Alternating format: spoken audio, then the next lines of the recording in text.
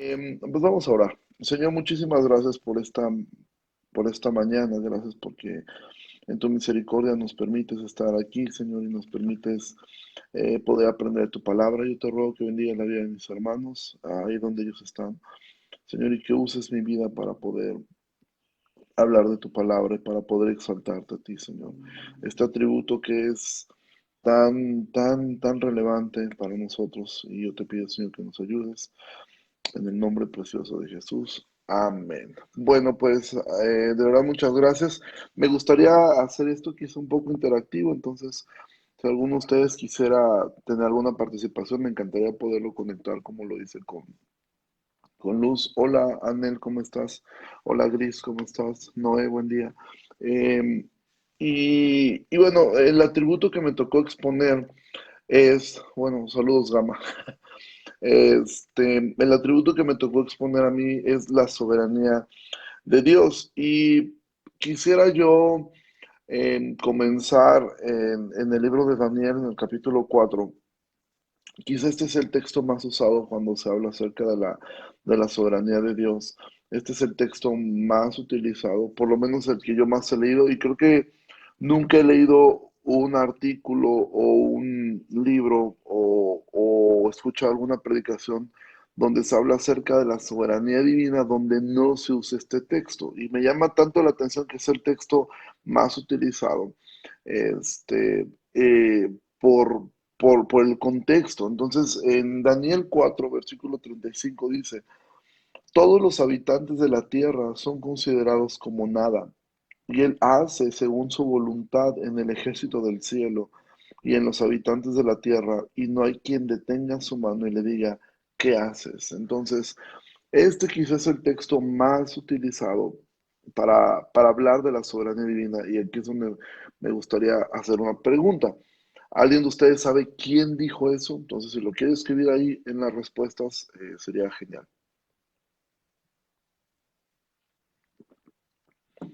Eh, entonces, ¿alguien de ustedes recuerda quién dijo este texto? O sea, ¿quién dijo estas palabras que acabo de leer? Todos los habitantes de la tierra son considerados como nada. Él hace según la voluntad, su voluntad en el ejército del cielo y en los habitantes de la tierra, y no hay quien detenga su mano y le diga, ¿qué haces? ¿Alguien recuerda quién dijo esas palabras? Es sumamente importante y por lo menos para mí es muy relevante el ver que estas palabras que nosotros utilizamos tanto en para cuando hablamos de la soberanía de Dios, estas palabras fueron dichas por un personaje en un tiempo específico, en un tiempo preciso. Y es, quizá estas palabras no las dijo un apóstol, no las dijo Pablo, no las dijo uno de los discípulos, no las dijo un profeta. Estas palabras fueron dichas por Nabucodonosor. Nabucodonosor fue quizá uno de los reyes más crueles que ha tenido la historia. Fue un rey sumamente cruel, fue un rey que cuando capturó a Joacim, le sacó los ojos, degolló a sus hijos frente a, frente a él. Fue un rey sumamente cruel, y tú puedes mirar parte de su crueldad y parte de su vanidad. Muy bien, Gama. Tú puedes mirar parte de su crueldad, parte de todo esto en las historias que tú miras en el libro en el libro de Daniel. O sea, el tipo era tan soberbio que un día hizo una estatua que pedía que todos, cuando tocaran los instrumentos, se postraran ante esa estatua.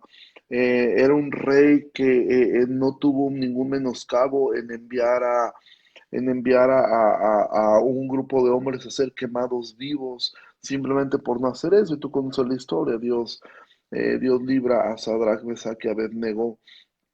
Entonces este rey era un rey sumamente cruel. Entonces encontrar que estas palabras que nosotros siempre usamos para hablar acerca de la soberanía divina fueran dichas por un rey que era un rey cruel, un rey pagano, eso exalta la soberanía de Dios.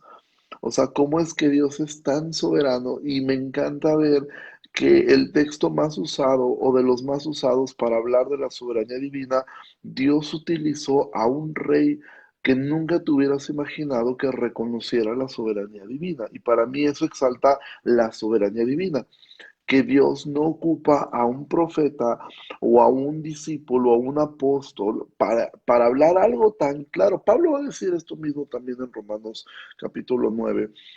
Sin embargo, a mí me resalta tanto que uno de los textos más claros acerca de la soberanía divina haya sido dicho por una persona que era un pagano, un hombre cruel, un hombre despiadado como Nabucodonosor. Ahora, ¿por qué es tan importante estudiar la doctrina de la soberanía divina? Y a mí me encantó eh, lo que Pink hace. Ahora, quiero decir algo respecto a Arthur Pink. Yo en lo personal, y yo sé que algunos de ustedes no será un punto, ni estoy demeritando en lo absoluto la obra de Arthur Pink. Pink, yo no soy muy fan de Pink, y voy a decir por qué razón. Creo que fue un hombre brillante, creo que fue un hombre con una claridad impresionante, solamente que hay algunas cosas de Arthur Pink, de lo que fue su vida personal, que no me laten tanto. Sobre todo que fue una persona que al final de su vida, bueno, en parte de su vida, siempre estuvo como que bronqueado con la iglesia local. Él, am, que hasta donde yo he estudiado acerca de su vida, no fue una persona que se estableciera fácilmente en una iglesia local. Creo que a veces personas tan brillantes como Pink es complicado esta parte, entonces, pero esto no demerita absolutamente nada. De hecho, Pink es una lectura obligada de cualquier persona. Pero ¿por qué digo esto? Porque Pink fue una persona sumamente usada por Dios. Lo que él escribió, casi todo lo que yo he leído de Pink es algo de verdad brillante. Pero digo esto porque todo esto exalta la soberanía divina. ¿En qué sentido? En que Dios no está limitado por nada ni por nadie. Y Dios puede usar a quien Él quiera. Dios puede usar a cualquier persona para ejercer su voluntad. Y me encanta cómo Pink lo, lo escribe, y voy a citar textualmente una parte de lo que él dice. Dice, no hay atributo más confrontador para sus hijos que el de la soberanía de Dios. Bajo las más adversas circunstancias y las pruebas más severas, creen que la soberanía los gobierna y que los santificará a todos. Y esto es una realidad absoluta. ¿Por qué el atributo más confrontador para nosotros, los creyentes, es la soberanía divina? Si ustedes recuerdan, yo siempre, a mí me gusta explicar el Evangelio con 6 cosas, que es algo que repito como merolico en la iglesia. Me encanta explicarlo de 6 formas. Para mí el Evangelio responde a 3 preguntas. ¿Quién es Dios? ¿Quién es el hombre? ¿Y quién es Cristo? Y siempre cuando comienzo hablando de quién es Dios, bueno, resumir a Dios, para mí puedes resumir, si es que se pudiera usar esas palabras, resumir, Dios es soberano, Dios es santo. Sería como una forma de resumir esto. Am, Les ofrezco una disculpa si de repente estoy como que debrayando. Espero estar siendo claro.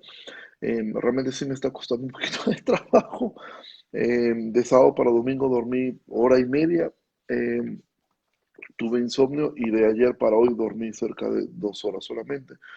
Pero sí estudié esto, me encanta este tema. Entonces, em, en la soberanía divina, yo siempre comienzo explicando el Evangelio que Dios es soberano. Ahora, ¿por qué es tan importante comprender lo que es la soberanía divina? R.C. Sproul, él hacía una pregunta, él cuenta una anécdota que él lee una parte, que en una ocasión él estuvo un grupo de estudiantes de distintas corrientes doctrinales. Entonces él les leyó un extracto de la Confesión de Westminster y les dijo la parte donde dice que Dios hace lo que Él quiere, y que todo lo que está ocurriendo ya estaba decretado por Dios. Y él hizo una pregunta, dijo, ¿cuántos están de acuerdo con esta declaración? Entonces hubo Perdón, él dijo, ¿cuántos de ustedes no están de acuerdo con esta declaración? Por ejemplo, los arminianos generalmente no están de acuerdo al 100 con esta declaración. Entonces un grupo de alumnos levantó la mano.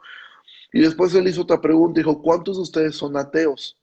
Y nadie levantó la mano. Y él dijo, me sorprende mucho porque cuando pregunté que quiénes estaban en desacuerdo con esto, no levantaron la mano cuando dije que eran ateos, porque realmente si tú tienes un concepto de Dios correcto, tú vas a asumir y vas a creer que Dios es completamente soberano y que no hay absolutamente nada que se escape de esta soberanía. Es decir, no hay nada en el universo que se pueda mover sin que Dios lo sepa. Ahora, Sproul decía, si en el universo hubiera una molécula moviéndose por sí misma, que se mandara por sí misma, Dios dejaría de ser soberano. Dios eh, ha determinado absolutamente todas las cosas. Ahora, esta doctrina es quizá también una de las doctrinas más odiadas por el hombre. ¿Por qué? Porque si el Evangelio comienza con la idea de que Dios es soberano, y recordamos las palabras de Nabucodonosor, que no hay quien pueda detener su mano ni le pueda cuestionar a Dios qué haces. Eso nos lleva a nosotros a entender que Dios puede hacer lo que Él quiera con quien Él quiera. Es decir, que Dios nos salvó a nosotros porque quiso hacerlo. No fue porque Dios hubiera visto algo bueno en nosotros, porque hubiera visto algo lindo o porque hubiera existido en nosotros un grado de merecimiento. ¿Y por qué esto es odioso? Porque entonces deja al hombre en un estado completamente de dependencia. La soberanía de Dios deja al hombre en un estado de dependencia absoluta, no solamente en cuestión de su salvación, sino en cuestión de todas las cosas que le ocurren. ¿Sí? El hombre entiende que no hay nada que él pueda hacer para cambiar lo que Dios ya ha determinado hacer. Y esto ciertamente es desesperante, sobre todo cuando tú tienes sueños, tienes ilusiones, tienes deseos, tienes anhelos, tienes metas. El hecho de entender que Dios es soberano y que Dios ya ha determinado lo que va a ocurrir, no importa lo que tú hagas, no va a cambiar la soberanía de Dios, no va a cambiar sus decretos, no va a cambiar absolutamente nada. Sí. Eh, Dice el libro de Proverbios que el hombre hace planes, pero al final Dios es quien determina las cosas. Dice el libro de Proverbios que el corazón del rey es como un río, pero Dios es quien lo encausa. ¿Sí? Entonces, esta doctrina a su vez es sumamente odiada. ¿Por qué razón? Porque deja al hombre en un estado de dependencia total y absoluta. Ahora estoy exaltando el atributo de la soberanía divina, pero Arthur Pink también trata el tema de la responsabilidad humana, que siempre es como esta tensión que existe entre cómo es que estas dos cosas ocurren. El Salmo 135 dice, todo lo que quiso el Señor ha hecho en los cielos y en la tierra y en los mares y en todos los abismos. Todo lo que Dios ha querido hacer lo ha hecho. No hay nada que se escape ante esta soberanía. Entonces, si Dios ha hecho todo lo que Él quiere, dice el Salmo 115, y nuestro Dios está en los cielos, todo lo que quiso ha hecho. Si Dios ha hecho todo lo que Él quiere, entonces, aunque esto nos deja en un estado de dependencia, esto también nos deja a nosotros quizá en un estado de incertidumbre, porque entonces es donde entra, y bueno, entonces yo, ¿qué puedo hacer? O muchas veces la otra razón es entonces, pues, ¿para qué hago algo? Si al final Dios va a hacer lo que Él quiere hacer, ¿yo para qué me esfuerzo? De entrada, esta es una mala pregunta, y pienso yo que una pregunta así, con una mala actitud, eso habla de un corazón duro o quizá de un corazón no regenerado, de un corazón que no ama a Dios. Porque un corazón que se queja de decir, bueno, pues entonces yo para qué me esfuerzo, pues Dios va a hacer lo que Él quiere. O sea, eso debería de llevar entonces, yo quiero sumarme a lo que Dios quiere hacer. Quiero poder decir amén a su buena, su agradable y su perfecta voluntad, porque yo lo amo. Porque la soberanía divina, sí, es aterradora, ¿Por qué razón? Porque no podemos hacer nada contra eso. No sé si alguno de ustedes alguna vez ha jugado un juego de mesa contra sí mismo.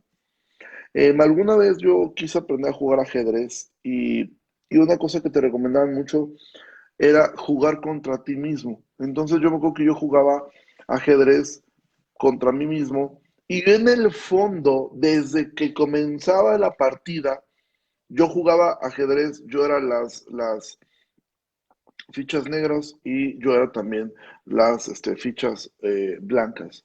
Yo desde que comenzaba el juego yo ya había determinado quién iba a ganar. Sí, yo decía, en el fondo de mi corazón, yo decía, yo quiero que gane tal. Entonces comenzaba yo a jugar y jugaba contra mí, pero en algún momento yo empezaba a hacer ciertos movimientos que favorecieran mi voluntad, ¿sí? Que favorecieran lo que yo quería lograr, porque de repente yo me ponía a estudiar cómo lograr hacer jaque, por ejemplo, con los caballos. Entonces, pues yo empezaba a mover todo a manera de que el caballo lograra lo que yo quería que lograra, ¿sí? Es decir, yo no me estaba complicando la vida a mí mismo. Ahora, estoy poniendo un ejemplo muy efímero y tú podrías pensar, qué ejemplo tan duro. O sea, es decir, Dios es como si Dios tuviera un tablero de ajedrez gigante en el cual nos colocó a todos nosotros y en el cual Dios ha decidido qué va a hacer cada pieza, cuándo lo va a hacer, cómo lo va a hacer, contra quién lo va a hacer y yo no tengo nada que hacer.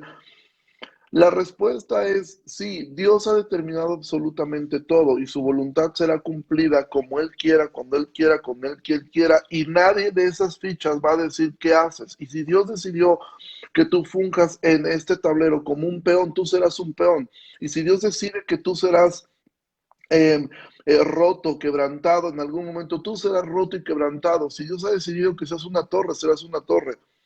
Si Dios ha decidido que seas un alfil, serás un alfil. Pero Dios tiene su completa soberanía sobre todo, porque hay solamente un rey. Y a diferencia del ajedrez, donde todos protegen al rey, en este juego el rey protege a todos. ¿Sí? Y eso a su vez es lo que nos lleva a mucho de lo que dice Pink. Ahora, ¿cómo es que entonces, ¿dónde queda mi responsabilidad? Y eso sí me encantó de Pink. ¿Cómo es que Dios puso, él pone el ejemplo de Adán y Eva, pone varios ejemplos, ¿sí? Dice, en su soberanía colocó a Adán en el jardín del Edén, en un estado condicional, ¿sí?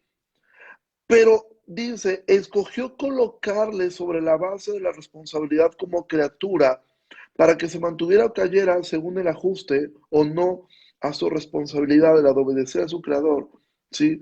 Adán era responsable ante Dios. Entonces, Dios no es a su vez un Dios injusto. Dios nos ha dado a nosotros una responsabilidad y el hombre es responsable de obedecer a Dios. Sin embargo, en su obediencia o su desobediencia, el hombre no va a alterar el decreto de Dios. ¿Sí? Sin embargo, va a ser evidente su corazón. No ante Dios, Dios ya lo sabe, lo va a ser evidente ante él mismo. Nada de lo que te está ocurriendo, nada de lo que te está pasando ha escapado de la soberanía de Dios. Nada. Si tú en estos momentos estás pasando por una situación económica difícil, eso está dentro de la soberanía divina. Si tú en estos momentos estás pasando por una enfermedad, eso está dentro de la soberanía divina. Si tú en estos momentos estás viviendo tiempos de bonanza, eso está dentro de la soberanía divina. Si tú estás viviendo ahora un muy buen tiempo con tu familia, eso está dentro de la soberanía divina.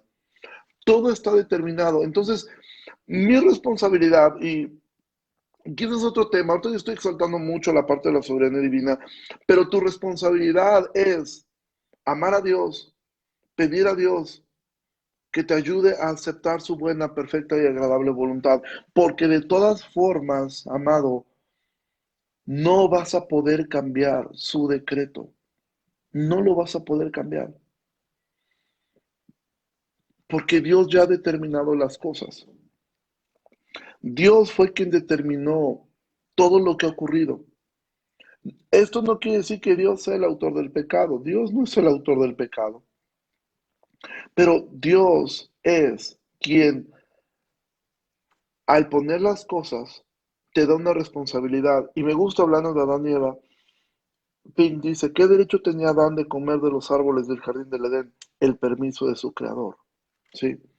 Dios determina las cosas y Dios pone límites al hombre. Ahora, en su soberanía divina, Dios determinó restringir la capacidad de maldad de algunas personas. En otras personas pareciera que Dios no lo restringe tanto. Cuando tú piensas en Hitler, tú ves que Dios no restringió tanto su capacidad de maldad. Pero la soberanía divina es un atributo que exalta a Dios y que deja al hombre reducido a nada, que deja al hombre reducido a nada en el sentido de su imposibilidad de poder cambiar y de poder controlar su destino, de poder controlar las cosas. Sin embargo, el hombre es responsable. Sin embargo, tú y yo somos responsables. Sin embargo, tú y yo somos responsables de responder ante este Dios soberano que ha determinado absolutamente todo y no deberíamos mostrar una resistencia a esto. Y ahora, puede ser que esto, hasta ahorita hemos visto, sea un poco desalentador pensar a estos grados de la soberanía divina. Sin embargo, para el creyente debería ser todo lo contrario. Y tú que estás escuchando esto, ahorita en vivo, si lo escuchas después, esto debería ser de mucho aliento. ¿Por qué? Porque ese Dios del cual Nabucodonosor dijo, todos los habitantes de la tierra son considerados como nada, ¿sí? Delante de Dios, tú y yo somos prácticamente nada en cuestión de poder, o sea, en cuestión de igualdad, comparados con la grandeza de Dios. O sea, no tenemos no tenemos ninguna posibilidad de vencer a Dios, ninguna. Todos los habitantes son considerados como nada. Él hace según su voluntad en el cielo y en la tierra.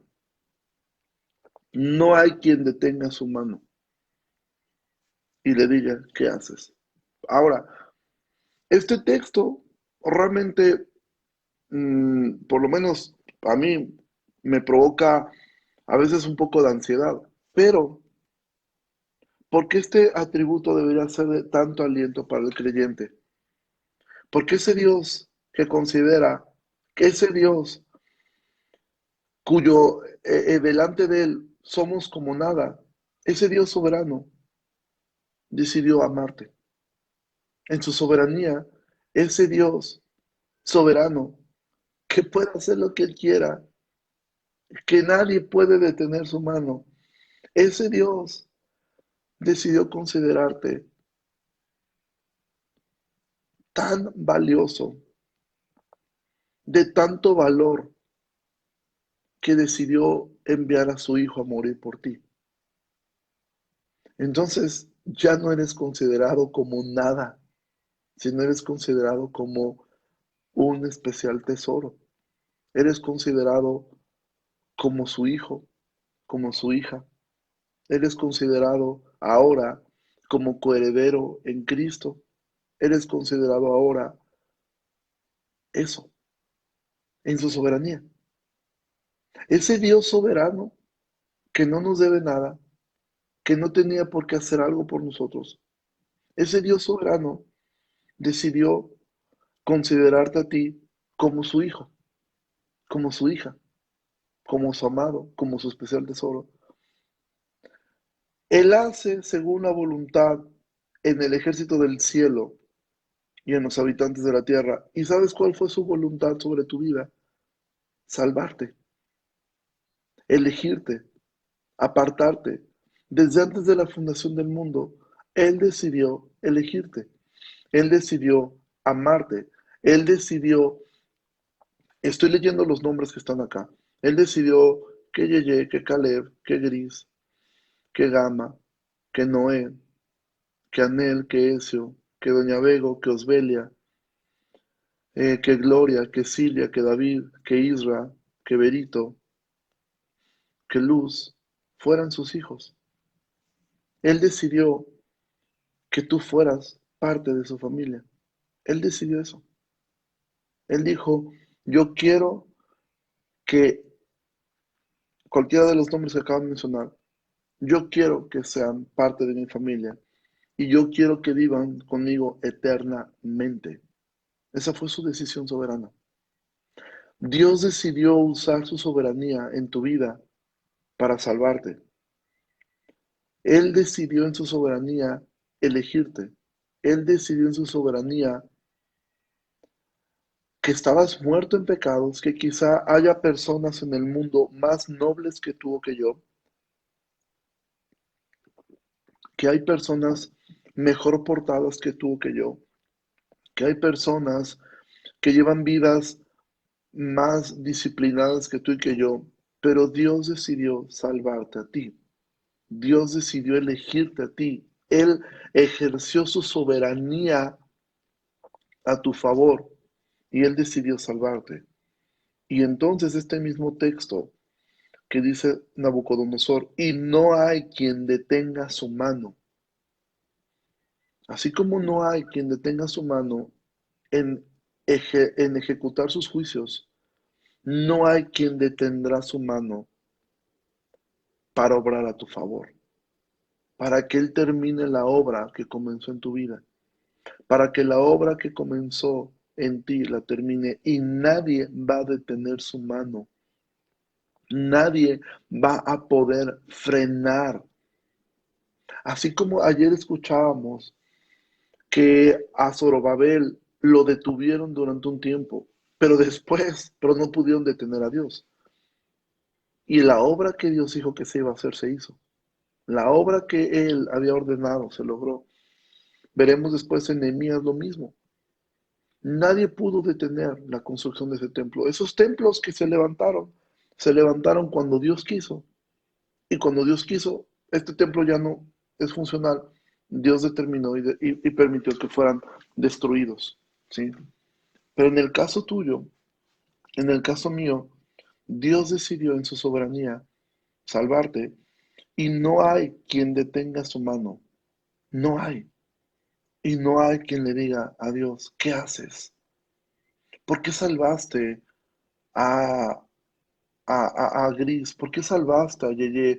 ¿Por qué salvaste a Isra? ¿Por qué salvaste a Anel? ¿Por qué salvaste a Osbelia? ¿Por qué salvaste a Bego? ¿Por qué salvaste a Gloria? ¿Por qué salvaste a ellos? ¿Por qué no salvaste a otras personas que eran más nobles? ¿Por qué no salvaste a otras personas que quizá, por qué no salvaste a un bombero que dio su vida rescatando a otras personas el 9 de septiembre?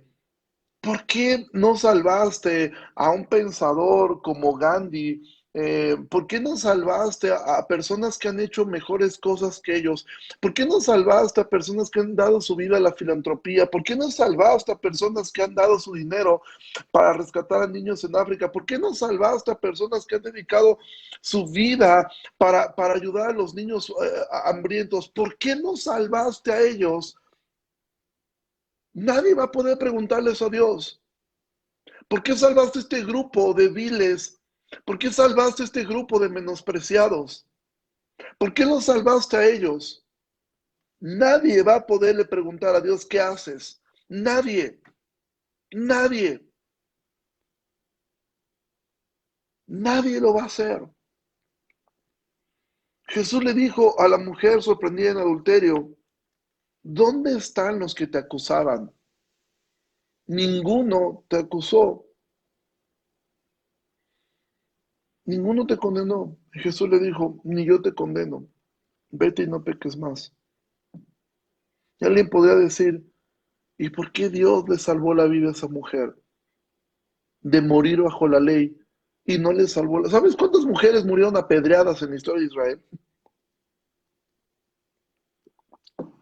Miles de mujeres murieron apedreadas. Miles de mujeres murieron lapidadas bajo la ley. Pero esa mujer no. ¿Por qué? Porque en la soberanía divina Dios dijo, tú no. Y nadie puede detener su voluntad. Nadie, nadie puede detener su voluntad. Dios está por encima de absolutamente todo. ¿Por qué Dios decidió salvar a esa mujer de ser lapidada? Por la misma razón que Dios permitió que tú no murieras bajo la ley, que no fueras aplastado bajo la ley, que no fueras lapidado por la ley. Dios decidió preguntarte a ti, ¿dónde están los que te condenan? Ninguno te condenó, yo tampoco. Vete y no peques más.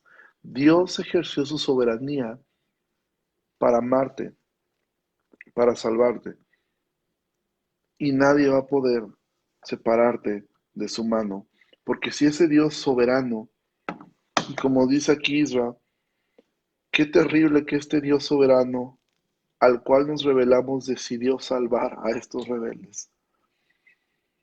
Dios decidió hacerlo. Ahora, este consuelo, este ánimo, este ánimo debería llevarnos a, y con esto quiero terminar, debería llevarnos a esto, debería de llevarnos a tener un consuelo en medio de las cosas que nos suceden.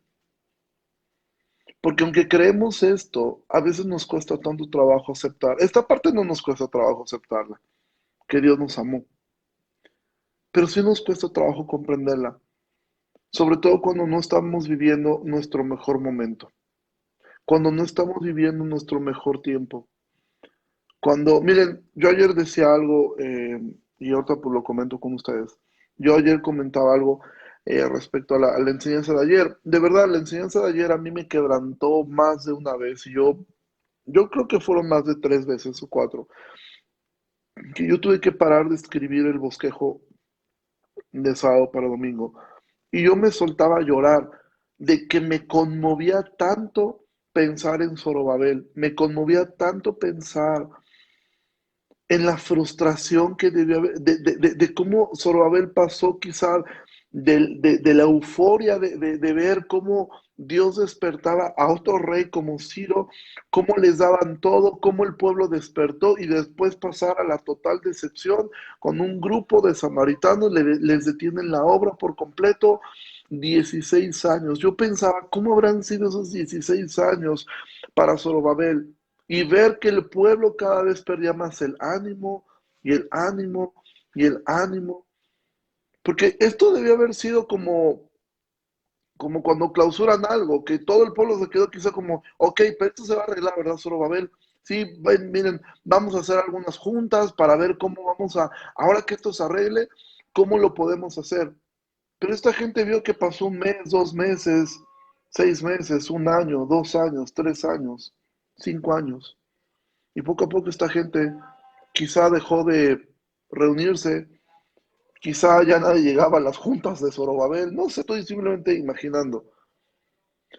Pero me quebrantó tanto el saber la frustración que Zorobabel sintió, porque el mismo Dios soberano que despertó a Ciro fue el mismo Dios soberano que dijo te vas a esperar 16 años.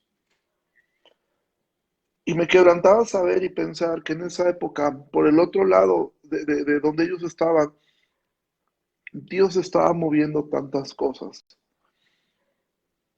Quizá y según, porque es muy difícil colocar el libro de Esdras y de Nehemías en un tiempo. Hay mucho debate en cuanto a qué tiempo o sucedieron esas cosas. Algunos creen que algunos hechos de Nehemías pasaron antes, otros después, pero no hay una claridad en cuanto al tiempo en que ocurrió esto. Pero algunos historiadores, y yo en lo personal me añadías a esa idea, piensan que en esos 16 años mucho de lo que estaba pasando hubo cambios de reyes, hubo cambio de todo. Pues es que tú ves, hay una mezcolanza de nombres de Artajerjes, Darío, Ciro, etcétera, distintos reyes de Persia, pero algunos piensan que en ese lapso de 16 años estuvo ocurriendo mucho de la historia de Esther, ¿sí? Eh, ¿Por qué esto es importante? Porque haya sido así o no haya sido así, Esther estuvo en esta época. Y a veces nosotros no pensamos ¿Por qué Dios permite esto? ¿Por qué Dios permite una enfermedad? ¿Por qué Dios permite que esté pasando por carencias económicas? ¿Por qué Dios está permitiendo todo esto? Y la doctrina de la soberanía divina debería de traernos paz, de que quizás nosotros no estamos conscientes de lo que está ocurriendo en otro lado, de que quizá como Zorobabel no estaba consciente que por el otro lado se estaba promulgando algo para que los mataran a todos y que Dios paró algo por su soberanía, pero la soberanía de Dios no son caprichos de Dios. No es que Dios es un Dios caprichoso que dice, a ver, ¿cómo le voy a arruinar la vida a Noé? ¿Cómo le voy a arruinar la vida a Israel? ¿Cómo le voy a arruinar la vida? No, su soberanía es perfecta y está en armonía con sus demás atributos, con el atributo de la justicia, con su atributo del amor, con su atributo de la misericordia. Están en perfecta armonía. No es que la soberanía divina sea un atributo arbitrario, cruel. No, está en este mismo rubro su soberanía. Y de la misma forma como a veces pasamos reveses en la vida, si tú entiendes, Dios es soberano y Dios decidió que esto fuera así. Y en mi caso, Dios decidió salvarme. Y en mi caso, nada me puede separar de su amor. Entonces entiendo y creo, esto que estoy viviendo es lo mejor para mí. Es lo mejor. Puedo orar. Y Señor, si es posible, pasa de mí esto. Pero se haga tu voluntad. Porque te digo, de todas maneras, su voluntad va a ser hecha. Lo digas o no lo digas, su voluntad va a ser hecha. Pero a tu corazón le va a ayudar mucho decir, yo digo amén a tu voluntad. Digo amén a lo que tú quieres. Pero Señor, si es posible, pasa de mí esta copa. Si es posible, pasa de mí este tiempo difícil. Y ayúdame, y ayúdame. Ayúdame a poder mirarte a ti, hermoso. Ayúdame a mí a poderte ver, glorioso. Ayúdame a mí a poder entender que tú eres un Dios soberano. Y ayúdame a aceptar tu soberanía. Y esto es el atributo de la soberanía divina. Sé que quizás no les di una clase, sino una pequeña predicación. Este, y yo espero que haya sido de bendición y que haya sido de aliento. Es un tema que a mí me apasiona mucho, la soberanía divina, y es un tema que amo mucho. Y de verdad, muchísimas gracias, Isra, por la invitación. Yo espero que esto haya sido de edificación para sus vidas y que les pueda dar consuelo de entender todo lo que está ocurriendo es por su soberanía. Sin embargo, no olvides, tú tienes una responsabilidad y debes ejercerla. Sí. Al final no podemos culpar a Dios de todas las cosas. Sí. Dios decidió poner el entorno y nosotros caminamos y tenemos las consecuencias de nuestros actos, ¿sí? Entonces tampoco, esto no es para ser negligente, la soberanía divina no es para ser negligente. Bueno, Dios hace lo que quiera, pues ¿para qué me esfuerzo? No, o sea, si tú te enfermas porque no te cuidas, bueno, fue porque no te cuidas, aunque en la soberanía divina, el decreto de Dios así decidió que fuera el mundo, ¿sí? Entonces no podemos culpar a Dios. Entonces, eh, yo creo que en algún momento ustedes verán más acerca de la responsabilidad humana y por eso yo que me enfoqué tanto hacia la soberanía divina. Entonces, esto es lo que yo quería hacer. Si alguien quiere participar o quiere decir algo, pues escríbalo allí. Y si no, pues damos por finalizado este tiempo. Entonces, espero hay unos minutos, unos segundos que ustedes escriban ahí algo. Y pues gracias, Isra, por la invitación. Y si alguien se quiere conectar así como Mafred, como Luz, para poder saludarlos o poder intercambiar algún pensamiento, por favor hágalo.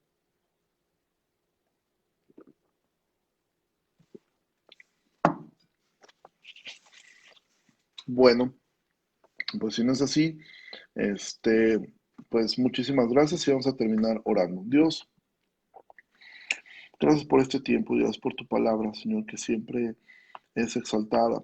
Gracias por tu soberanía. Gracias por ese precioso atributo de tu soberanía que nos hace ver lo grande y lo temible que eres, pero para nosotros nos hace ver lo temible que eres y lo amoroso que fuiste con nosotros. Gracias por tu palabra. Tu palabra es verdad. Exalta a Cristo en medio de nosotros. Y te pido, Señor, bendiga la vida de mis hermanos, de cada persona que esté integrada a este grupo pequeño. Bendícelos, guárdalos, cuídalos, protégelos, Dios. Y recuérdales siempre que ese Dios soberano decidió en su soberanía salvarlos y que nadie va a poder detener su mano y nadie va a poder decir qué estás haciendo, porque tú, el Dios soberano, decidiste salvarlos. En el nombre de Jesús te lo pido. Amén. Pues sí, yo también espero lo mismo, doña Bego, dormir mejor. De hecho, termino esta llamada y me dispongo a dormir. Ustedes me disculparán. Yo les bendiga mucho, que estén muy bien y espero que nos veamos pronto. Me acaban de informar que se canceló lo de la noche con Ovidio. Veremos si conseguimos ahí un bateador emergente para poder tocar este tema que va a estar muy padre y vamos a hablar del Evangelio y mi trabajo, cómo es que el trabajo es parte de nuestra vida y es parte integral y donde podemos mostrar el Evangelio. Entonces, este, sí me voy a tomar un tecito. Yo creo que de unas 100 flores, más frank, si no me va a dar. Saludos Silvia y Isra, Dios te bendiga mucho y pues Dios les bendiga y nos vemos por ahí en lo de Romanos. Dios les bendiga. Bye.